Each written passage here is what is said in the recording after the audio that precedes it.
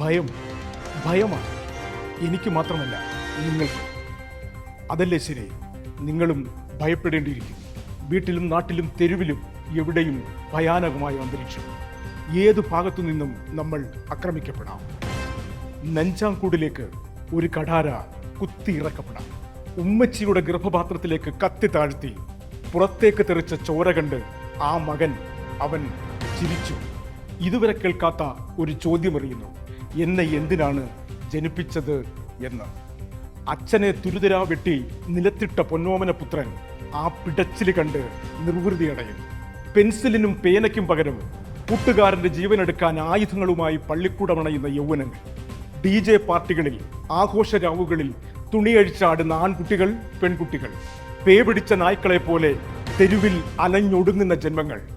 എരിഞ്ഞൊടുങ്ങുന്ന അച്ഛനമ്മമാരുടെ സ്വപ്നങ്ങൾ. അതെ, ലഹരി പടർന്ന ഭീകരാന്തരീക്ഷം. ഇനി എവിടെയും നമുക്ക് ഭയത്തോടുകൂടി മാത്രമേ ജീവിക്കാനാവൂ.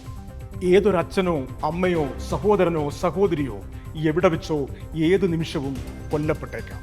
പാവങ്ങൾ രക്ഷകർത്താക്കൾക്ക് ചോദിക്കാൻ ഒറ്റ ചോദ്യമേ ഉള്ളൂ. ഹൃദയം നുറുങ്ങുന്ന ആ ചോദ്യം: സാർ, ഞങ്ങളുടെ കുട്ടികളുടെ കയ്യിൽ ഇതൊക്കെ എവിടുന്ന് കിട്ടുന്നു സാർ? അതെ,